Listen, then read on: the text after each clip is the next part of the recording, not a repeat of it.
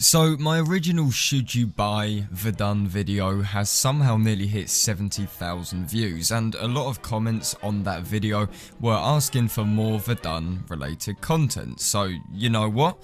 Let's just do it. Today I want to discuss some of the aspects of Verdun that are lacking and how they can be made better. Some of these points are small and, fairly easy additions, and others may be a little bit more hopeful. But regardless, Verdun is a great game, and I know the community has a load of great ideas for how it can be made even better. So with all of that said and done, please do sit back and relax.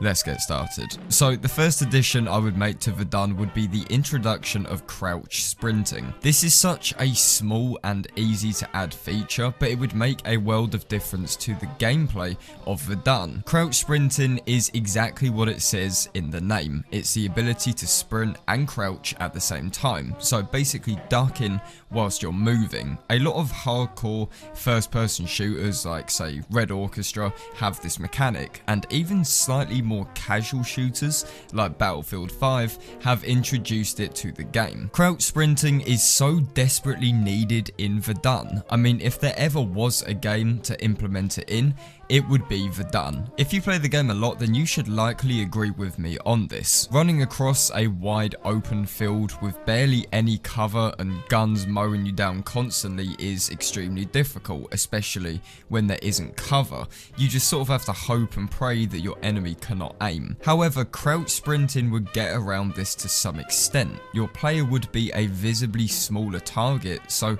when attacking, you aren't as easy to spot or even hit. It would even play nicely into trenches as well, allowing your head to be hidden from view, but also gaining that speed advantage that you wouldn't have just from crouching. It's such a simple feature, and it's one that needs to make its way into the game as soon as possible. Okay, moving on now, we have the Horrors of War expansion part 2. This is a huge one for me, and it's something which I've thought about ever since I first started getting into Verdun. So just a short history lesson. In March of 2016, an update was released for Verdun called the Horrors of War expansion pack.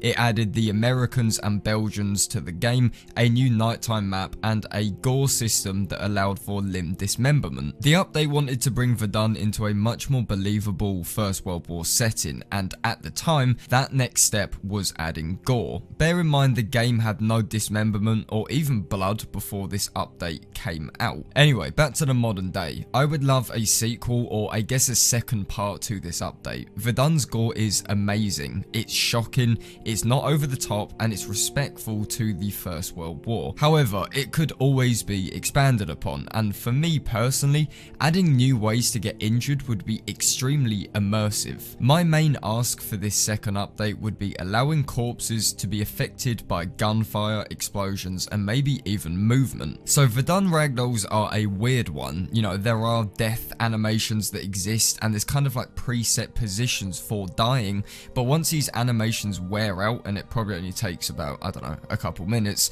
they become stagnant and the corpses of soldiers are stuck in place. Bullets will make no impact on the body, explosions don't move them, and so on and so on. My biggest ask is to allow corpses to remain active and a physical object even after death. Imagine you're pinned in a trench, surrounded by dead bodies, there's bullets whizzing past you, hitting the mud and the wooden planks, but also little Jimmy over there who you were just fighting with. His corpse is almost acting as a shield for you. His body is absorbing incoming gunfire like in real life, or kind of. He's getting torn to pieces, bits of him are flying all over the place, and you're just sat prone, crying and whimpering for you to go home. That is exactly PTSD, or Verdun. It's basically the same thing. Essentially, Verdun's atmosphere is heavily increased with gore and corpses. I think we can all agree on that.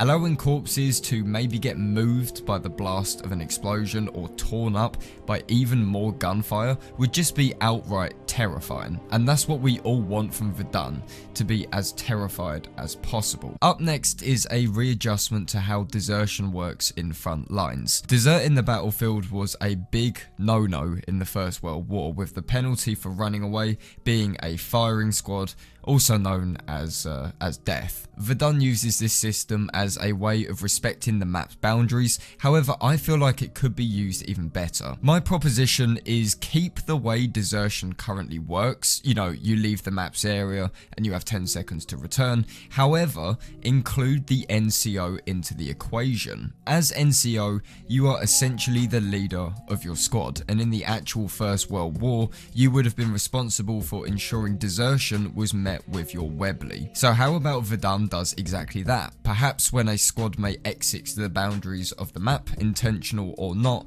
the NCO has a window where team killing the deserting friendly is actually rewarded with just a regular kill XP. Perhaps even go as far as to prevent you from moving backwards by say more than 10 feet, otherwise a real player will have to shoot you. I don't know, at least to me, the thought of your own teammate tracking you down and ending your life adds this level of darkness I don't think I was ready for. It would be a real challenge to get this working with the current system, but as a proof of concept, I'm a big fan of it, and I'm not trying to love myself too much here. And finally, we have bigger maps with more players. Frontlines is a 64-player game mode. It's a nice amount of players for a game like Verdun. However, 64 players was never the norm. 32-player Frontlines used to be the standard of Verdun up until fairly recently.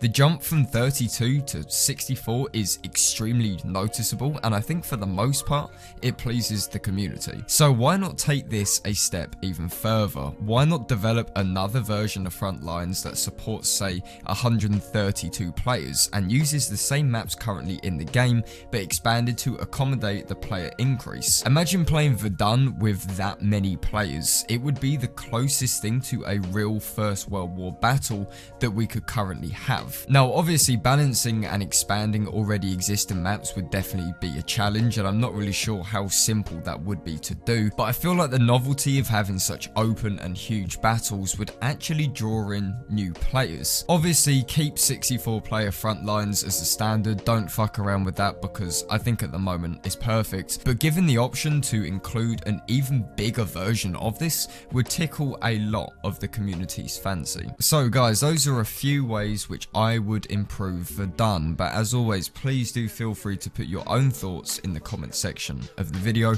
I do just want to say thank you very much for taking the time out of your day to watch this video. If you guys enjoyed it, then please do feel free to leave a like on it, and if you guys could also subscribe to MZK, then that'd be absolutely fantastic. And as always, I will see you guys on my next video. This is SkintBoot, signing out.